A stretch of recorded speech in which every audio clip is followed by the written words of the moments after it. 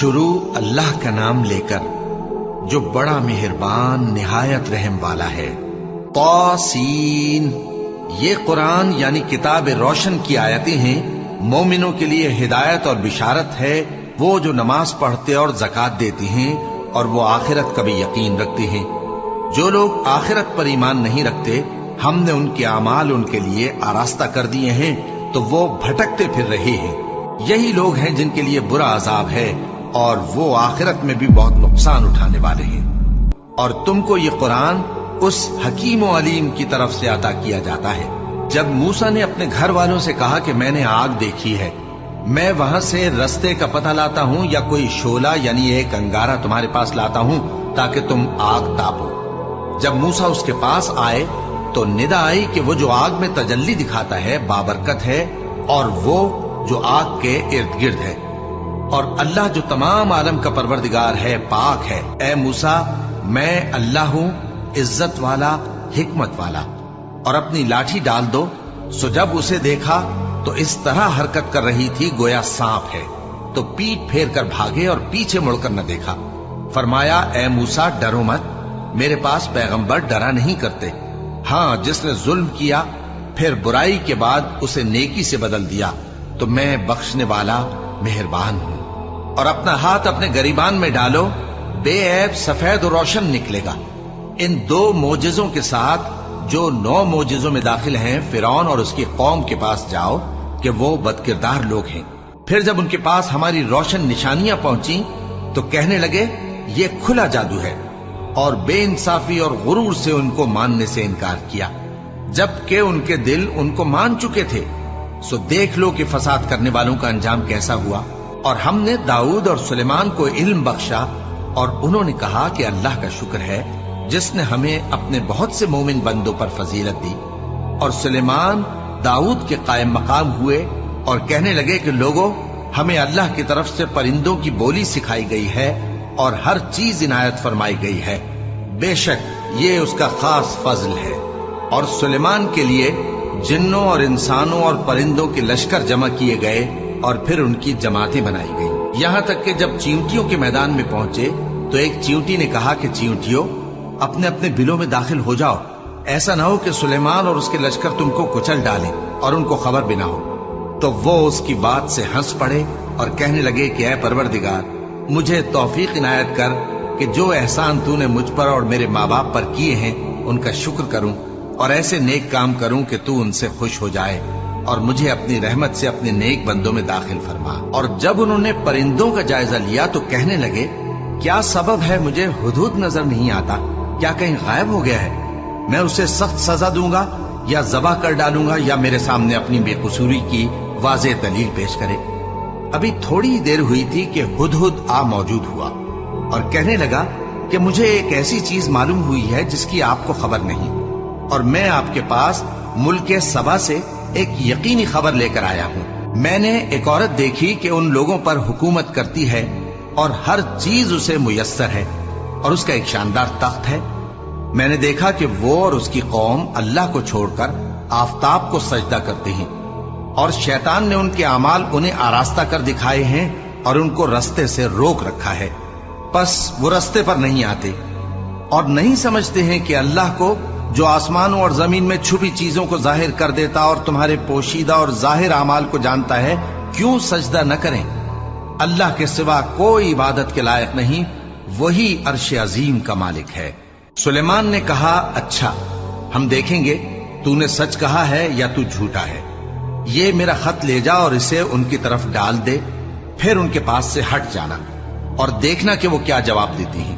ملکہ نے کہا کہ دربار والو، مجھ تک ایک نامہ گرامی پہنچایا گیا ہے، وہ سلیمان کی طرف سے ہے، اور مضمون یہ ہے کہ شروع اللہ کا نام لے کر جو بڑا مہربان نہایت رحم والا ہے، بعد اس کے یہ کہ مجھ سے سرکشی نہ کرو اور مطیع و فرما بردار ہو کر میرے پاس چلے آؤ۔ خط سنا کر کہنے لگی کہ اے اہل دربار، میرے اس معاملے میں مجھے مشورہ دو، جب تک کہ تم حاضر نہ ہو اور صلاح نہ دو میں کسی کام کا فیصلہ نہیں کیا کرتی۔ وہ بولے کہ ہم بڑے زوراور اور سخت جنگجو ہیں، اور حکم آپ کے اختیار میں ہے، تو جو حکم دیجیے گا اس کے انجام پر नजर कर लीजिएगा। उसने कहा कि बादशाह जब किसी शहर में दाखिल होते हैं तो उसको तबाह कर देते हैं और वहां के इज्जत वालों को जलील कर दिया करते हैं, और इसी तरह ये भी करेंगे। और मैं इनकी तरफ कुछ तोहफा भेजती हूँ और देखती हूँ कि कासिद क्या जवाब लाते हैं। बस जब कासिद सुलेमान के पास पहुंचा तो सुलेमान ने कहा, क्या तुम मुझे माल से मदद देना चाहते हो? सो जो कुछ अल्लाह ने मुझे अता फरमाया है वो उससे कहीं बेहतर है जो तुम्हें दिया है। हकीकत यह है कि अपने तोहफे से तुम ही खुश होते होगे। उनके पास वापस जाओ, अब हम उन पर ऐसे लश्कर लेकर हमला करेंगे जिनके मुकाबले की उनमें ताकत न होगी, और उनको वहां से बेइज्जत करके निकाल देंगे और वो जलील होंगे। सुलेमान ने कहा कि ऐ दरबार वालों, कोई तुम में ऐसा है कि कबल इसके कि वो लोग फर्माबरदार होकर हमारे पास आएं, मलिका का तख्त मेरे पास ले आए? जिन्नात में से एक कवि हैकल जिन ने कहा कि कबल इसके कि आप अपनी जगह से उठें, मैं उसको आपके पास ला हाजिर करता हूं और मुझे इस पर कुदरत भी हासिल है और अमानतदार भी हूं। एक शख्स जिसको किताब इलाही का इल्म था कहने लगा कि मैं आपकी आंख के झपकने से पहले पहले उसे आपके पास हाजिर किए देता हूं। जब सुलेमान ने तख्त को अपने पास रखा हुआ देखा तो कहा कि ये मेरे परवरदिगार का फजल है ताकि मुझे आजमाए कि मैं शुक्र करता हूं या कुफरान नेमत करता हूं, और जो शुक्र करता है तो अपने ही फायदे के लिए शुक्र करता है, और जो नाशुक्री करता है तो मेरा परवरदिगार बेनियाज है, करम करने वाला है। सुलेमान ने कहा कि मलिका के इम्तिहान अक्ल के लिए उसके तख्त की सूरत बदल दो, देखें कि वो सूझ रखती है या उन लोगों में से है जो सूझ नहीं रखते। फिर जब वो आ पहुंची तो पूछा गया कि क्या आपका तख्त भी इसी तरह का है? उसने कहा कि ये तो गोया हू बहू वही है, और हमको इससे पहले ही सुलेमान की अजमत व शान का इल्म हो गया था, और हम फर्माबरदार हैं। और वो जो अल्लाह के सिवा दूसरों की परस्तिश करती थी, सुलेमान ने उसको उससे मना किया कि वो काफिरों में से थी। उसके बाद उससे कहा गया कि महल में चलिए। जब उसने उसके फर्श को देखा तो उसे पानी का हौज समझा और कपड़ा उठाकर अपनी पिंडलियां खोल दी। सुलेमान ने कहा, ये ऐसा महल है जिसके नीचे भी शीशे जड़े हुए हैं। वो बोल उठी कि परवरदिगार, मैं अपने आप पर जुल्म करती रही थी और अब मैं सुलेमान के साथ अल्लाह रब्बुल आलमीन पर ईमान लाती हूं। और हमने समूद की तरफ उनके भाई स्वालेह को भेजा कि अल्लाह की इबादत करो, तो वो दो फरीक होकर आपस में झगड़ने लगे। स्वालेह ने कहा कि ऐ कौम, तुम भलाई से पहले बुराई के लिए क्यों जल्दी करते हो और अल्लाह से बख्शिश क्यों नहीं मांगते ताकि तुम पर रहम किया जाए? वो कहने लगे कि तुम और तुम्हारे साथी हमारे लिए बुरा शुगुन है। स्वालेह ने कहा कि तुम्हारी बदशुगुनी अल्लाह के पास है, बल्कि तुम ऐसे लोग हो जिनकी आजमाइश की जाती है। और शहर में 9 शख्स थे जो मुल्क में फसाद किया करते थे और इस्लाह से काम नहीं लेते थे।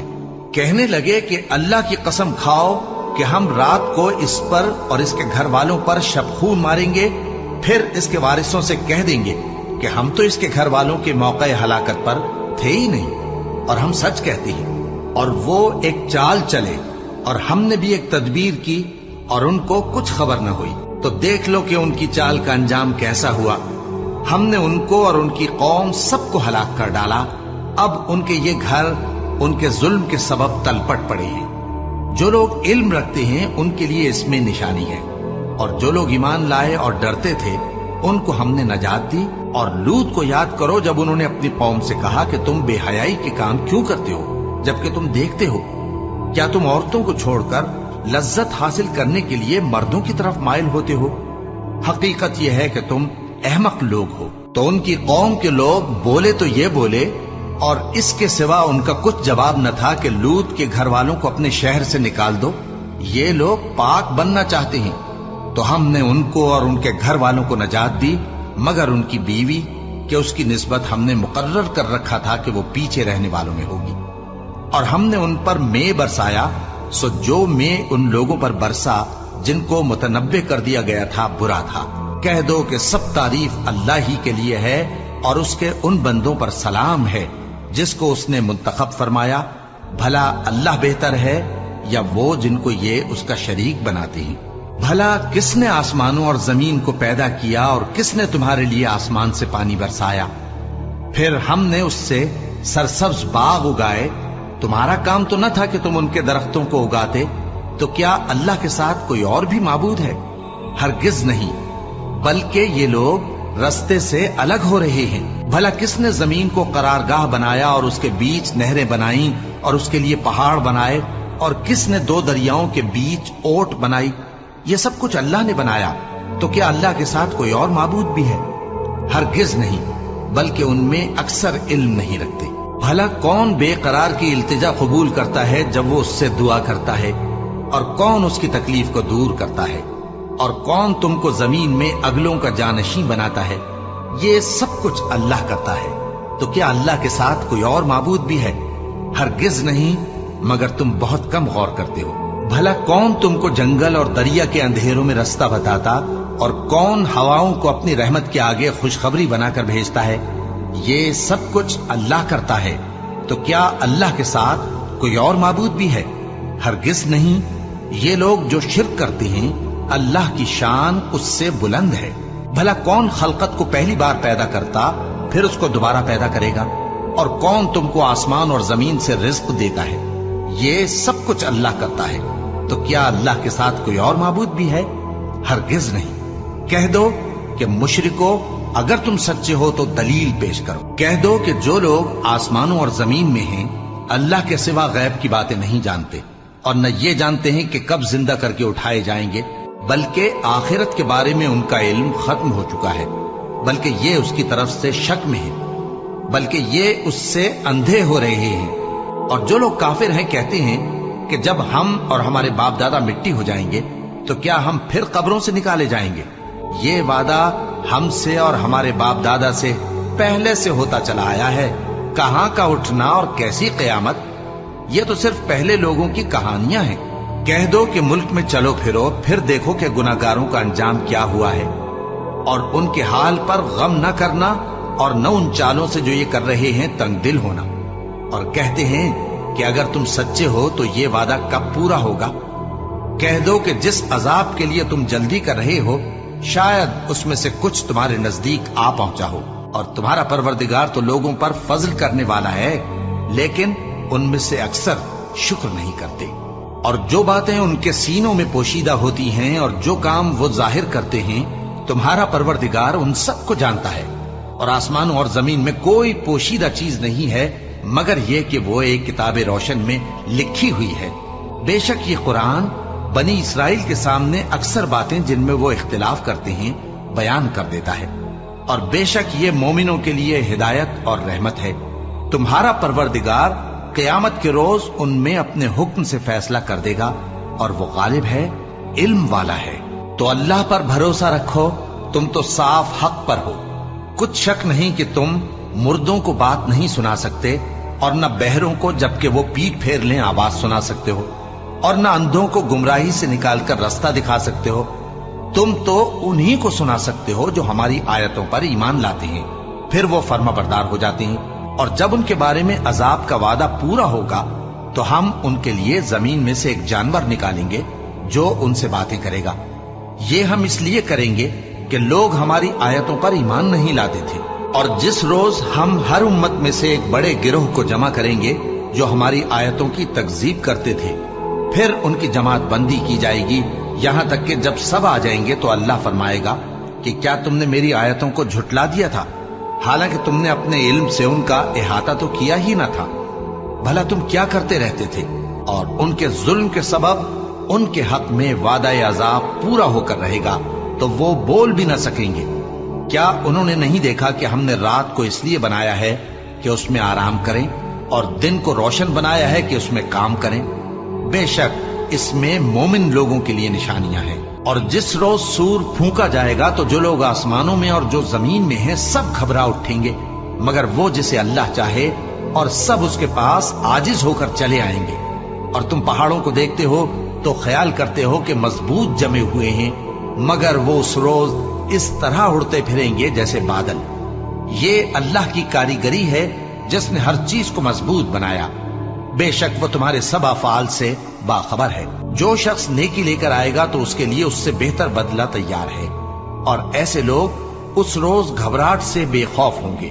और जो बुराई लेकर आएगा तो ऐसे लोग औंधे मुंह दोजख में डाल दिए जाएंगे। तुमको तो उन्हीं अमाल का बदला मिलेगा जो तुम करते रहे हो। कह दो, मुझको यही इरशाद हुआ है कि इस शहर मक्का के मालिक की इबादत करूं जिसने इसको मुहतरम बनाया है, और हर चीज उसी की है। और मुझे यह भी हुक्म हुआ है कि मैं फर्माबरदार रहूं, और यह भी कि कुरान पढ़ा करूं। अब जो शख्स राह रास्त इख्तियार करता है तो अपने ही फायदे के लिए इख्तियार करता है, और जो गुमराह रहता है तो कह दो कि मैं तो सिर्फ खबरदार करने वाला हूं। और कहो कि अल्लाह का शुक्र है, वो तुमको अनकरीब अपनी निशानियां दिखाएगा तो तुम उनको पहचान लोगे, और जो काम तुम करते हो तुम्हारा परवरदिगार उनसे बेखबर नहीं है।